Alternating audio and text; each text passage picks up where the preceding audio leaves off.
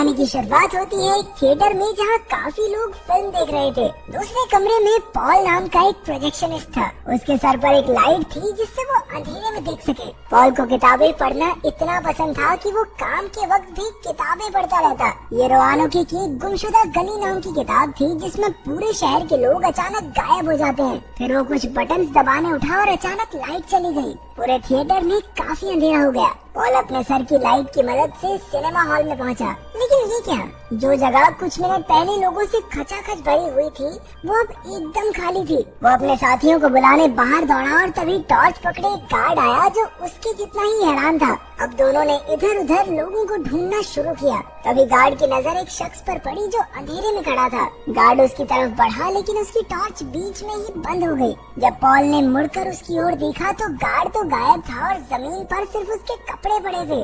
दूसरी ओर हॉस्पिटल में रोजमेरी नाम की नर्स भी इसी तरह लोगों के गायब होने से हैरान थी। हर जगह अंधेरा था और उसके सिवा वहाँ कोई नहीं था। वो टॉर्च लेकर हॉल में गई लेकिन वहाँ भी कोई नहीं था। फिर रोजमेरी ऑपरेशन के कमरे में गई जहाँ बेड पर उसे एक पेशेंट मिला। उसका शरीर कटा हुआ था, मानो डॉक्टर्स ऑपरेशन के बीच में ही छोड़कर चले गए हो। अचानक उस कमरे की भी लाइट चली गई और पेशेंट अपने आप गायब हो गया। डर के मारे रोजमेरी अपने बच्चे मैनी को ढूंढने लगी। अगली सुबह जब टीवी रिपोर्टर लूक राइडर की आँख खुली तो उसने देखा कि उसकी गर्लफ्रेंड अभी तक घर नहीं लौटी। उसने टेबल की मोमबत्तियाँ बुझा दी और शायद यही कारण था कि वो अब तक बाकियों की तरह गायब नहीं हुआ। लूक ने देखा कि उसके फोन की बैटरी खत्म हो गई है और घर में लाइट भी नहीं थी।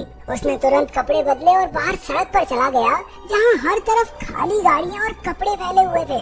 उसे कुछ समझ नहीं आया और वो इधर उधर देखने लगा। अचानक उसके पीछे एक प्लेन धमाके से क्रैश हो गया। उसे समझ नहीं आ रहा था कि क्या करे, इसलिए वो अपने ऑफिस की ओर भागा, लेकिन वहाँ भी ऐसा ही हाल था। अब तक उसे एहसास नहीं हुआ कि एक परछाई उसका पीछा कर रही है। लूक ने देखा कि ऑफिस में भी लाइट नहीं थी और किसी का फोन तक काम नहीं कर रहा। फिर उसने अपनी गर्लफ्रेंड की तस्वीर देखी और तभी उसकी नजर कमरे के बाहर परछाई पर पड़ी। लूक के जाने के बाद अंधेरे ने तस्वीर को भी गायब कर दिया। लोगों के गायब होने के 72 घंटे बाद लूक सड़क पर एक गाड़ी चालू करने की कोशिश कर रहा था। अचानक एक आदमी खिड़की पर आकर उससे मदद मांगने लगा। उसके हाथ में एक लाइटर था जिसने काम करना बंद कर दिया था, लेकिन लूक ने दरवाजे बंद कर लिए और परछाई उस आदमी को निकल गई। कुछ ही पलों में वो आदमी भी गायब हो गया और सिर्फ उसके कपड़े बचे। उसे मरता देख लूक फिर किसी चालू गाड़ी की तलाश में निकल पड़ा।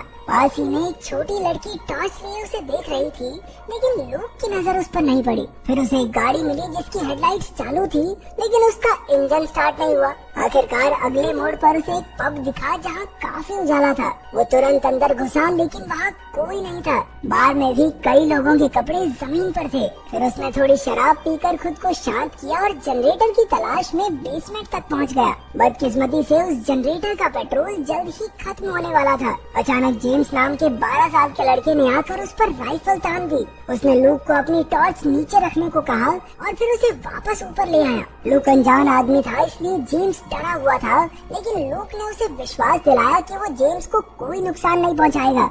बंदूक उसके पास है, उसे ही तो नुकसान नहीं पहुंचाएगा। आखिरकार जेम्स ने बंदूक नीचे रख दी और अपना नाम बताया। वो इस बार के मालिक का बेटा है। लोगों के गायब होने के बाद वो और उसकी माँ ही जिंदा बचे थे। उसकी माँ पास के चर्च से मदद मांगने गई है और जेम्स उसका इंतजार कर रहा था। लूक ने जेम्स को सच्चाई बताते हुए कहा कि अभी सुबह के 11 बज रहे हैं, लेकिन फिर भी बाहर एकदम अंधेरा है। उस घटना के बाद से सूरज देर से उगने और जल्दी छिपने लगा है। कुछ ही दिनों में धरती पर सूरज की रोशनी नहीं होगी, इसलिए जेम्स की माँ के वापस लौटने की उम्मीद काफी कम है। लेकिन जेम्स को उस पर यकीन नहीं था। उसने यहीं रुककर अपनी माँ का इंतजार करने का फैसला किया। लूक ने जेम्स को समझाने की कोशिश की कि अगर वो जिंदा रहना चाहता है तो उसे लूक के साथ चलना होगा, लेकिन जेम्स अपने फैसले से टस से मस नहीं हुआ। कुछ समय बाद नर्स रोजमेरी अचानक बार में घुस आई और हाफते हुए अपने बच्चे मैनी को ढूंढने लगी। वो लूक और जेम्स पर उसके बच्चे को चुराने का इल्जाम लगाकर अपना बच्चा वापस मांगने लगी। फिर उसने पागलों की तरह चिल्लाना शुरू कर दिया और उन दोनों के सर पर बंदूक तान दी। आखिरकार टेबल पर एक गोली चलाकर वो शांत हुई। वहाँ से थोड़ी दूर प्रोजेक्शनिस्ट पॉल अंधेरी सड़क पर घूम रहा था। वो अंधेरे में गायब होने ही वाला था कि जैसे तैसे एक रोशनी भरे बस स्टॉप तक पहुँच गया। वो बच तो गया, लेकिन उसके शरीर को परछाइयों ने काफी बुरी तरह जख्मी कर दिया था। उधर बार में जेम्स ने रोजमेरी को पानी पिलाकर शांत किया। उसने बताया कि वो अपने 9 महीने के बच्चे मैनी को ढूंढ रही है। इसके बाद हम फ्लैशबैक में देखते हैं कि रोजमेरी हॉस्पिटल के बाहर सिगरेट पीने आई थी। अचानक हर तरफ अंधेरा हो गया और एक गाड़ी के क्रैश होने की आवाज आई। वो अपने लाइटर की रोशनी की वजह से बच गई थी। किसी तरह रात गुजार कर वो सुबह अपने घर पहुंची। वहाँ वो कमरे में रखे पालने के पास गई, लेकिन उसका बच्चा तो गायब हो चुका था। अब बार में रोजमेरी ने अपने बैग से चमकीली तारें निकाली, जिनकी मदद से वो जिंदा रह पा रही थी। उसी वक्त एक जोरदार चीख ने उन्हें डरा दिया। उन्होंने सोचा कि उन्हें बाहर चलकर देखना चाहिए। लूक कोई जोखिम नहीं उठाना चाहता था, लेकिन बाकी दोनों ने उसे उस आदमी को बचाने के लिए कहा। आखिरकार लूक को बाहर बस स्टॉप पर जख्मी पॉल दिखाई दिया। उन्हें पास आती परछाई की फुसफुसाहट सुनाई दे रही थी। लूक ने अपनी जान खतरे में डाली और पॉल को बाहर में ले आया। फिर रोजमेरी ने पॉल के जख्मों पर मरहम लगाई। कुछ देर बाद उसे होश आया और उसने अपनी कहानी बताई। सबके गायब होने के बाद भी पॉल अपने सर की लाइट की वजह से जिंदा रहा, लेकिन कुछ मिनट बाद वो बंद हो गई और किसी ने उसके सर पर जोरदार वार किया। उस परछाई ने मानो उस पर कब्जा कर लिया और उसे मौत के लिए उकसाने लगी। पॉल के कानों में कई आवाजें गूंजने लगी और वो मदद के लिए चिल्लाया, लेकिन उसी वक्त उसके सर की लाइट अपने आप चलने लगी और वो सड़क पर आ गया। फिर वो किसी तरह बस स्टॉप तक पहुंचने में कामयाब रहा, जहां लूक ने उसे बचाया। इस पर बाकियों ने पूछा कि वो तो ठीक है भाई, लेकिन तेरे को मारा किसने था? तो उसने बताया कि वो कोई शरीर या चेहरा नहीं, बल्कि सिर्फ एक परछाई थी। रोजमेरी ने बड़बड़ाना शुरू कर दिया कि भगवान उन्हें उनके पापों की सजा दे रहे हैं, लेकिन लूक के हिसाब से कोई भगवान होता ही नहीं और ना ही वो सजा के हकदार हैं। अचानक लाइट्स फिर से बुझने लगी, इसलिए वो सब बेसमेंट में पहुंचे। लोग जनरेटर ठीक करने गया। तब पॉल ने उन्हें राउनॉक की गुमशुदा गली किताब के बारे में बताया। उसके मुताबिक साल 1587 में राउनॉक नाम के एक टापू से लोग रहस्यमय तरीके से गायब होने लगे। बाकी दुनिया को इसका पता तब चला जब नाविकों को इस टापू पर लोगों का खाना, जानवर और कपड़े मिले।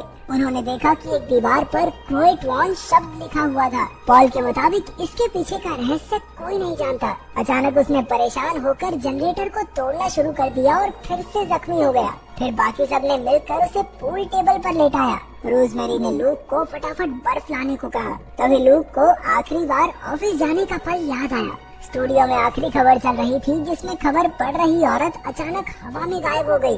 तभी शिकागो से एक खबर चलने लगी। उसमें एक आदमी सबको हर पल अपने साथ एक लाइट रखने को कह रहा था।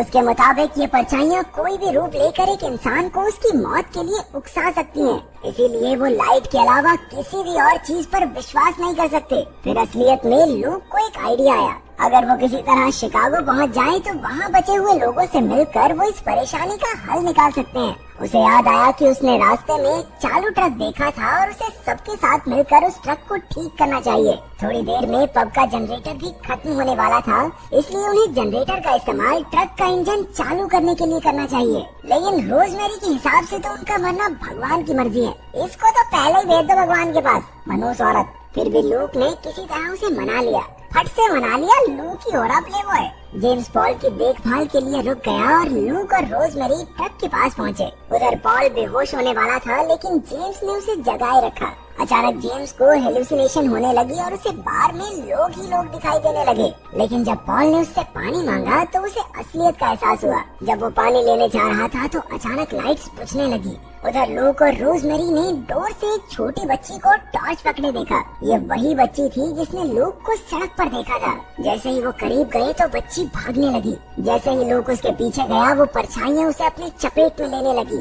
आखिरकार वो ट्रक की लाइट की वजह से बचा। वहीं जब बॉल टेबल से उठा तो सिर्फ जेम्स के कपड़े ही जमीन पर थे। उसे बेसमेंट में जाकर एक दरवाजा मिला जो एक सुरंग में खुलता था। वो जेम्स को ढूंढने अंदर गया, लेकिन वहाँ भी कुछ नहीं मिला। अचानक वहाँ की बत्तियाँ भी बुझने लगी और जल्द ही उसे परछाइयों ने निगल लिया। फिर हम देखते हैं कि पॉल के कपड़े टेबल पर ही थे। उसका सुरंग में जाना और परछाइयों का उसे खाना बस सपना था। असल में जब वो टेबल पर बेहोश हुआ तो परछाइयों ने उस पर कब्जा कर लिया था। जब जेम्स पानी लेकर लौटा तब तक तो पॉल जा चुका था। वहीं लूक और रोजमेरी की टॉर्च की बैटरी भी खत्म होने लगी। उसके पास लाइटर भी नहीं था, इसलिए वो दोनों पास के हॉस्पिटल में गए, जहां लूक ने माचिस से एक कपड़ा जलाया। तभी रोजमेरी को एक रोते हुए बच्चे की आवाज सुनाई दी। उसे सड़क पर एक पालना दिखा जो परछाइयों ने उसे मौत की ओर धकेलने के लिए बनाया था। रोजमेरी ने पास जाकर देखा तो वो पालना एकदम खाली था। लेकिन अब वापस लौटने के लिए बहुत देर हो चुकी थी और वो भी अंधेरे में खो गई।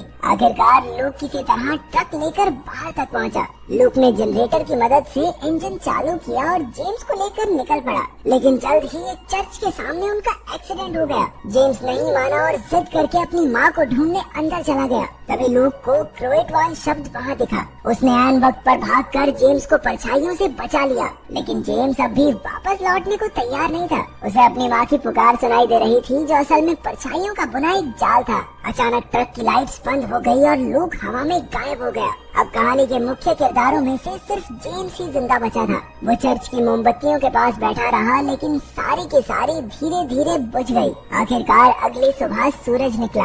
अपना जेम्स भी किसी तरह बच निकला था। तभी वो छोटी बच्ची वहाँ आई जिसका नाम ब्रियाना है। उसने जेम्स को अपनी सोलर टॉर्च दिखाई, जिससे वो अब तक गुजारा कर रही थी। फिर उन्होंने बाहर एक घोड़ा देखा और दोनों उस पर किसी सुरक्षित जगह की ओर निकल पड़े। जल्द ही सूरज डूब गया और लूक, रोजमेरी और पॉल की परछाइयाँ उन पर नजर